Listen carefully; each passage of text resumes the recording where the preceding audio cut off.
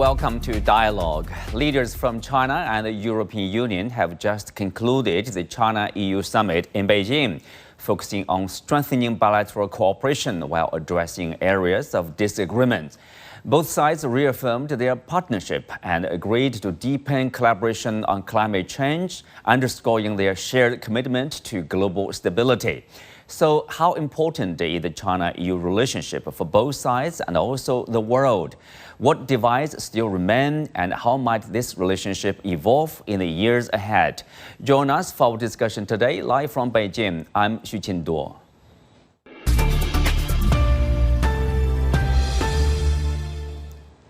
Joining me today are Wang Huiyao, founder of the Center for China and Globalization and a former counselor of China State Council, Dr. Jan Oberg, director of the Transnational Foundation for Peace and Future Research, and Anthony Chan, former JPMorgan Chase chief economist.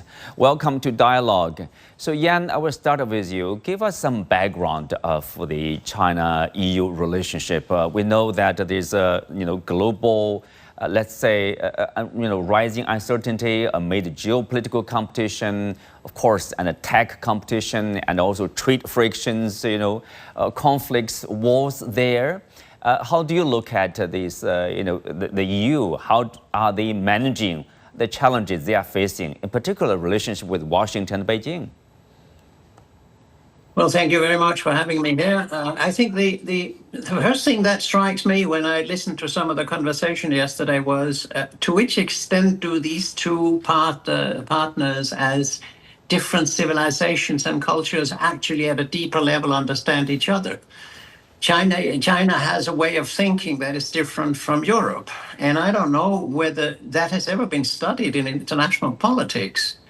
How do we understand? When somebody says fairness, what does that mean? If somebody says working together for peace, what does that mean in the eyes and ears and civilization of those who speak and hear it on the other side? And I think there were clear examples yesterday of two very different approaches to the future. Secondly, I think what Madame von der Leyen called the inflection point is much more serious, because the real thing that has happened the last 25 years is that if you take the year 2000, the European Union was the biggest trade partner with virtually everybody except China in the world. Now it's the other way around, that China is the biggest trading partner with basically everybody except the U.S. and a couple of other countries. So that has changed hugely. And I think that what struck me was, if you want harmony, if you want cooperation, if you want a long-range vision, you've got to start there and back it down to trade issues. But there's no time for things like that. When people meet, they exchange niceties and congratulate, by the way, the 50th anniversary of diplomatic relations, etc. But I would love to have meetings where everything was much more informal and where you could explore what do you mean by the words you use and then get to a kind of common understanding. I don't think there was any achievement of particularly much common understanding yesterday. And finally, I was shocked by the fact that Madame von der Leyen and Mr. Costa, and I suppose Kallas too, the European EU representatives, made it conditional for future cooperation that China will get engaged and put pressure on Russia. Now, that comes from a European leadership that has done nothing but provoke the conflict by NATO expansion. When you talk with EU, you talk with NATO too. Secondly, with an EU that has cancelled all diplomatic relations for all practical purposes or contacts with Russia, and who pumps in weapons and decides that Ukraine is going to win over Russia. They still have not understood what is going on. At that level, you make it conditional on future cooperation with China, that China must put pressure on Russia. Why don't they do that themselves if they are diplomats? What they are forgetting is that China has already published a very interesting framework discussion paper for peace in Ukraine. I don't understand why that is. If you want to have good relations with China, you don't put that into a condition. Well, that seems a bit contradictory, let's say. But I think it is. yeah, Anthony, As Ian earlier mentioned, of course, the two sides, they did in their statement reaffirmed the importance of keeping stable bilateral relations and promote each other as quote unquote partners in official statements, despite, of course, the differences between the two sides in terms of trade in particular. So how do you look at this or interpret this reaffirmed commitment to being partners, against the backdrop, of course, as we mentioned, about persistent strategic uncertainty or this tension around the world? Well, I think that at this point, we live in a multipolar global landscape. And so I think it's important for both sides, both Europe and China, to cooperate with each other, or as President Xi has said, to find common ground. I think that being pragmatic in this situation is crucial. And I think that eventually both sides will realize that that is important. Yes, there are issues where both countries or both regions will disagree. But at the end of the day, the benefits from agreement are much greater than disagreements from differences in their points of view. I think that we are living in a world where these sort of alliances are going to be more and more important as other countries, namely the United States, come between both China and Europe. Mm-hmm. Well, Anthony, of course, if you look at the two representatives from the European Union, Wendland and Koska, both of them said that their meeting with Chinese President Xi Jinping, they use the words excellent. At the same time, the official statement, they say they don't want to decouple from China. So obviously, we are looking ahead. We can say the relationship is supposed to be stable. It's supposed to be, let's say, there's a continuation of probably more trade, and of course, there will be more challenges too, because you trade more, yes, you tend to have more problems there. Yes, there are issues and problems because remember that both people, all the diplomats in Europe know that they have to walk a very fine line, or some might argue a tightrope, because they want to make sure that they are doing everything they can to promote a trade agreement with the United States, and at the same time understand that they want to also have good relations or stable relations with China. So it's a very delicate balance for them. But I hope that these diplomats will be smart enough, pragmatic enough to make that a reality, because these alliances or friendships or stability are absolutely essential moving forward. Mm-hmm. Well, Huiyao, welcome to the show. As we mentioned, both European leaders described their meeting with the Chinese president, the sides, as excellent. They say they don't want to decouple from China. And, the remarks from Chinese President Xi Jinping, he said, China and Europe are big guys in the international community who must strengthen communication, enhance mutual trust, and deepen cooperation at a time of intertwined changes. Basically, he said that the challenges facing Europe at the present do not come from China. So, what's your comment? How do you look at the summit here?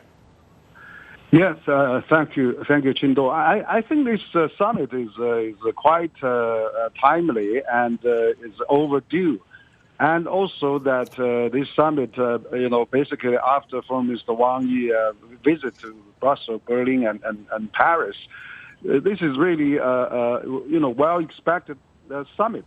I think the attitudes and of course atmosphere is getting better. Because, as both leaders said, there's such an importance. And also, this is going to reflect the global situation. We are living in an uncertain world now. We are still facing trade war, tariff war. We are facing, conflict in Ukraine. And we are facing Gaza and all the many things. The world economy is also in bad shape of the risk. So in that sense, China and the EU has no really any fundamental problem. Let's say like that. We are not have a border issue. We don't have a big geopolitical issue. But of course, we have some differences in governing style, in managing the economy.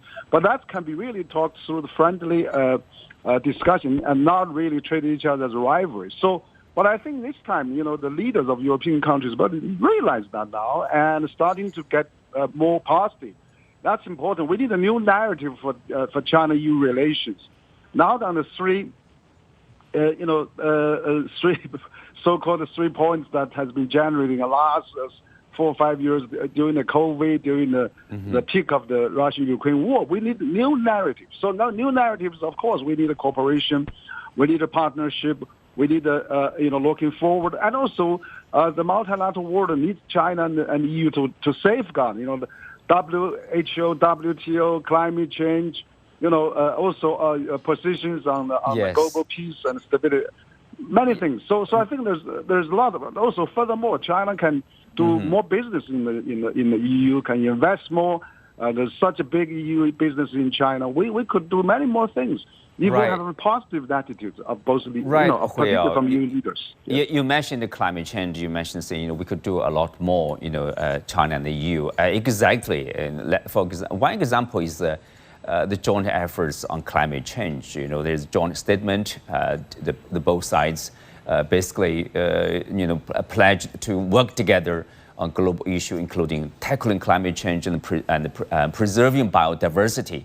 They called for the world's biggest economies to work harder to mitigate the threats posed by an overheating planet. And we are experiencing here in China the overheating planet, and also in some of the European places. So climate change is a real threat. Somehow, over the past years, countries are prioritizing security. All kinds of security is like at the expense of climate change, and we have to focus on, the real threat to humanity, right? Oh, absolutely. I think the climate change is the utmost importance for the mankind. And then, for example, we had the industrial revolution of steam engine. We had the electric revolution of a computer and the digital. Now it's the time we have a green power revolution going on. And then that's where EU and China has huge potential to collaborate. For example, China can help Africa have those solar farms. And let's have a high transmission line and send that power to Europe. There's so many things we can work together. China and France used to sign a collaboration working in the third countries.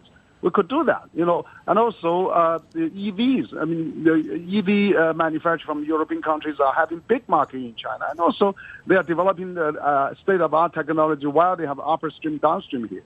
So we can all work together, invest back into Europe, invest back to to other countries of the world. So there's enormous potential for us to work together. And the thing is, we need a positive narrative and positive attitudes, rather than we always using the cliche to blame each other. So that's not really the way to go. I think we have to find a new start and find a new, 50 years is a landmark. With next half century, we should really aim at collaboration. Of course, we have Olympic-style competition, but not rivalry. We're not rivalry. That has to be really make sure. We can help China, can help EU to mediate, Russian-Ukraine war. And EU can help China mediate China-U.S. war. We have, trade war. We can do a lot of things in common, and we have so much in complementary. Yeah, changing the narrative from, systematic rivals. Thank you, Huiyao. From the rivals, from competitor to like more focusing on partner. Probably that's also important there. Anthony, the decades-old Paris Agreement. Both sides endorsed this, Paris Agreement. We know that Washington started again withdrawal process from the agreement in January. So I think probably that gives this China and the EU cooperation probably extra importance in terms of shouldering the responsibility to fight climate change here. I think that's true. We know that that's an important first step for Europe and China to be aligned with each other. We also know that they also agreed for full cooperation at the COP30 meetings on climate change in Brazil. And we also know that it is not only an important step for both of these countries to do it, but it's setting the ground for the next administration in the United States. I'm confident that the next administration will, in fact, embrace climate change again. And so all the work that China and Europe are doing now are just preparation for the next administration, which I am confident will be a lot friendlier towards climate change. Now we are joined by Professor Liu Baocheng, and our old friend from the University of International Business and Economics. Baocheng, obviously climate change, I guess, the agreement between the two sides is so important that it draws attention of the UN Secretary General Antonio Guterres, who issued a statement welcoming the commitment from China and the EU, saying that obviously right now the two economies, the two largest economies, paying close attention to climate change. Why is it particularly important for China and the EU to work together on climate change? Well, I think Europe was the one that has been playing a leadership position in proposing climate change, and then China has very much endorsed that. We still remember during the Hangzhou APEC when Chinese president signed the deal with Obama all together to commit to the Paris Agreement, and then Donald Trump totally withdraw from that. So, the three biggest economies now, there are only two who are really upholding such a position. It shows that we do have the shared value over how to protect the Mother Earth, and more importantly, the United Nations has the Sustainable Development Goal, and where climate change even play a longer impact beyond the Sustainable Development Goal. So, and also that they play a very important role in that, because China is the largest global manufacturer in the world, and we do face both domestically and internationally such a sort of pressure to first to keep our growth momentum on the economic side, on the industry side, but we still need to exert the utmost effort to bring the environmental quality for its own people and for the world. So this shared vision is there to bring China and Europe together. And now we are facing a number of challenges at the moment. One is that the economy is now on the whole world is now having a sort of pressure to really to have a decline type of trend. And now China is also bringing the high quality growth rate on the top agenda. So how to transform one is that from the energy intensity now into a service and also the zero carbon type of operation. So that's very much in the challenge. And now China also needs to work with Europe to, it's not really a reciprocal trade, but rather a common solution to deal with structural changes and to bring the economy also on a stable growth. And on the other hand, we do really have a number of technology projects that are already been working from research into real operation. So this is really a good reason and also good ground for us to really to move together hand in hand. Now turning to China-U.S. trade, Chinese Vice Premier He Lifeng is set to meet U.S. Treasury Secretary Scott Bessent in Sweden for key economic and trade talks.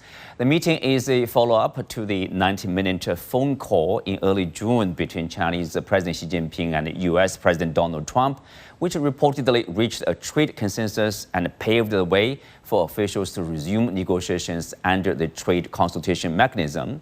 So what are the key priorities this time, and what are the challenges for the new rounds of negotiation?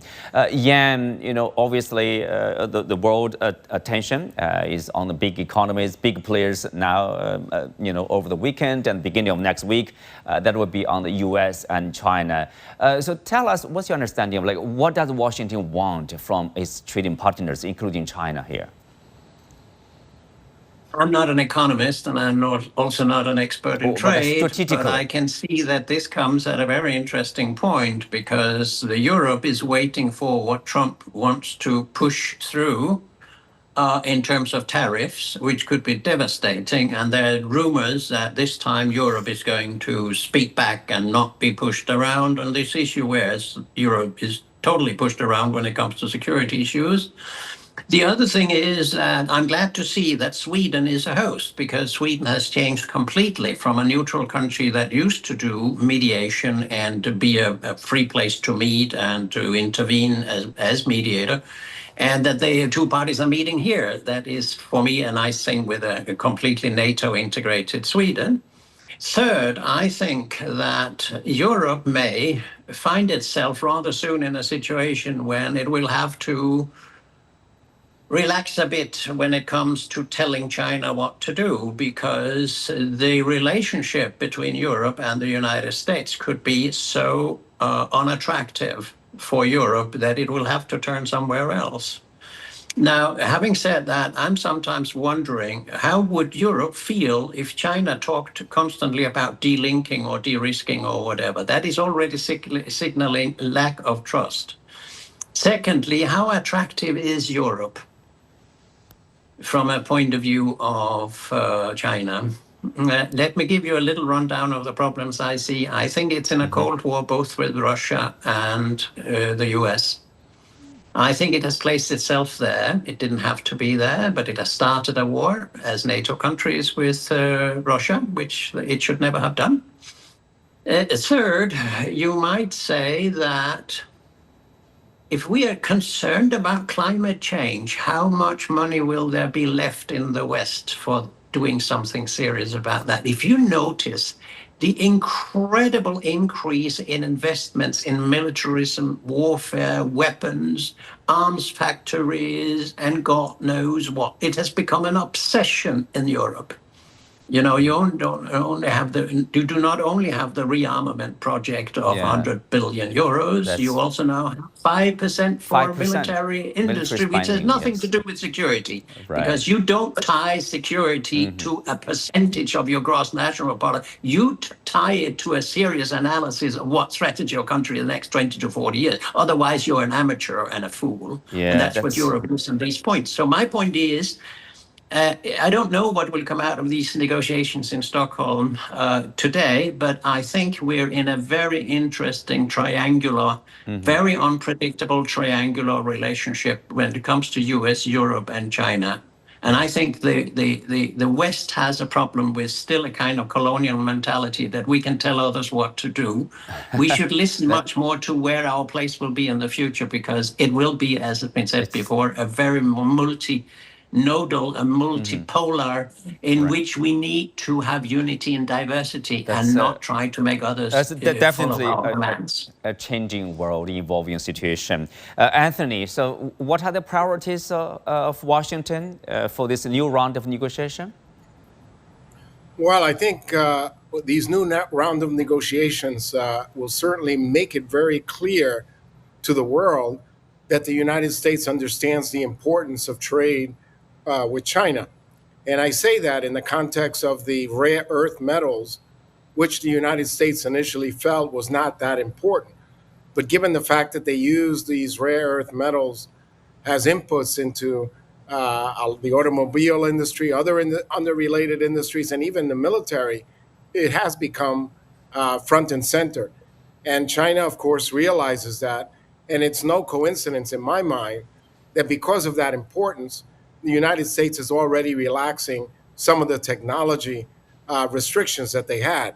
So as we enter these new negotiations, it is with the understanding of the importance of trade with China, especially with regard to some of the imports that we have.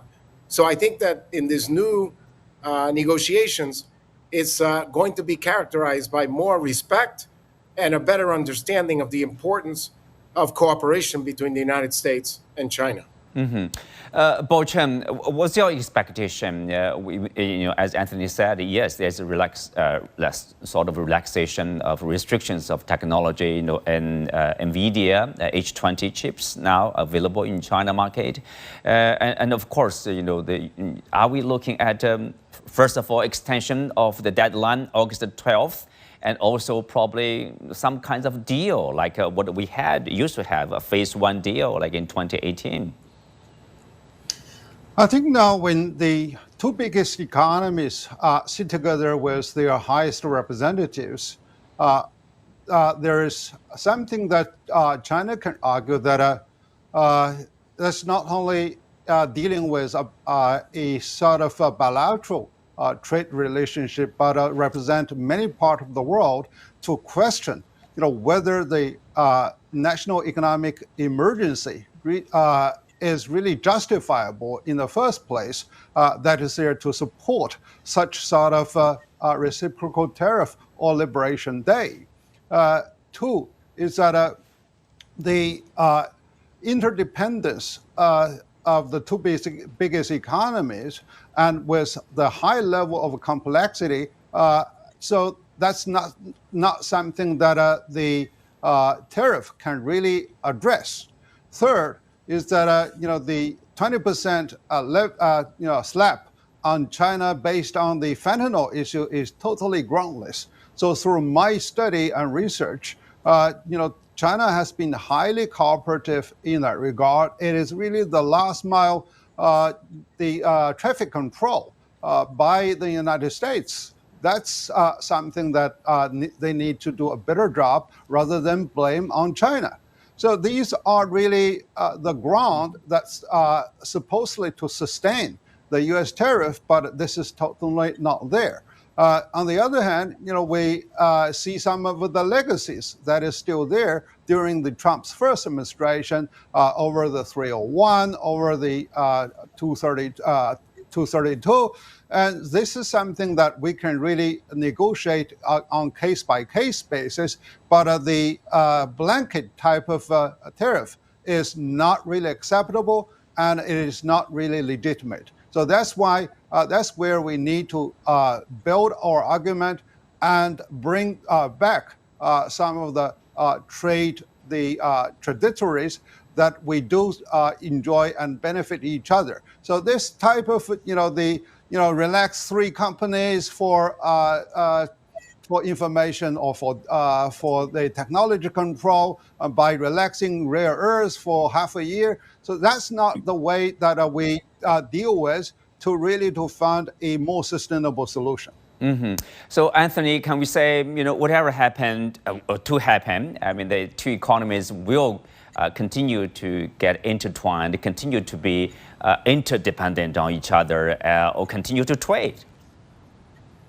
There is no question in my mind that both economies, China and the United States, will continue to trade with each other and will remain intertwined. Yes, there may have been an effort to de-risk, as you mentioned before, but I think the realities are setting in that those goals were unrealistic and, in fact, counterproductive. So I believe that moving forward, there will be greater cooperation. And the evidence of that is that going into these negotiations, the United States is talking about negotiating for an extension of a deadline. The reality is that they've already decided that they have to relax that deadline. It's not a negotiation. It is something that's going to happen. And it's going to happen because they realize the importance of trade with the United States. Now, are we on a sustainable path? Probably not yet. Are we going to move towards a sustainable path? That's questionable. But for the moment, we realize that trade is important. And remember that for all the criticisms of this administration is not going to last forever. And China always plays the long game. So as long as we can continue in sort of a trade path for a while, we're going to do okay. Right. On that, we come to the end for today's show. Many thanks to our guests. You can also find us on the CGTN app or on YouTube. I'm Xu Qinduo. Thanks for being with us. See you next time.